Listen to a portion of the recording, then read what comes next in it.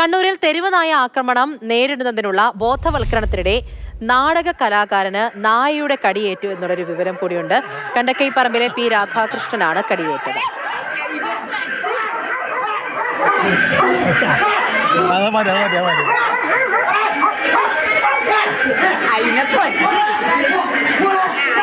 Felix ആണ് വിവരങ്ങളുമായി ചേർന്നത്. ഫെലിക്സ്, ഈ തെരുവുനായ ആക്രമണം നേരിടാൻ വേണ്ടിയിട്ടുള്ള ഒരു ബോധവൽക്കരണം, അതിനിടെ നാടകം അവതരിപ്പിക്കുന്നതിനിടെയാണ് കടിയേൽക്കുന്നത് അല്ലേ?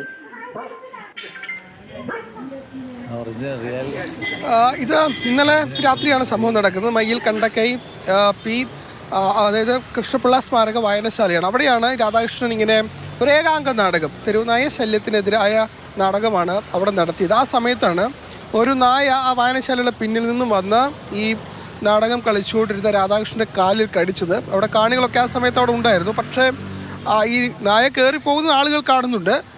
ഇതൊരു പക്ഷേ നാടകത്തിൻ്റെ ഭാഗമാകാം എന്ന് കാണികൾ കരുതി എന്നാണ് പറയപ്പെടുന്നത്. പിന്നീട് നായ കടിച്ച് തിരികെ പോയി.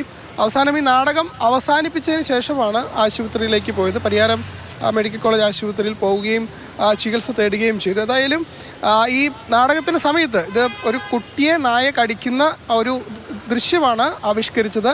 ആ സമയത്താണ് ഈ സൗണ്ട് ഉണ്ടായിരുന്നു, അതായത് നായ ഒച്ച വെക്കുന്ന സൗണ്ട് ബാക്ക്ഗ്രൗണ്ടിലുണ്ടായിരുന്നു ഈ നാടകത്തിൻ്റെ ഭാഗമായി. ആ സമയത്താണ് ഒരു നായ വന്ന് ഈ നാടകം കളിച്ചുകൊണ്ടിരുന്നത്. ഫെലിക്സ് ആണ് കണ്ണൂരിൽ നിന്ന് വിവരങ്ങൾ നൽകിയത്. ഈ തെരുവ്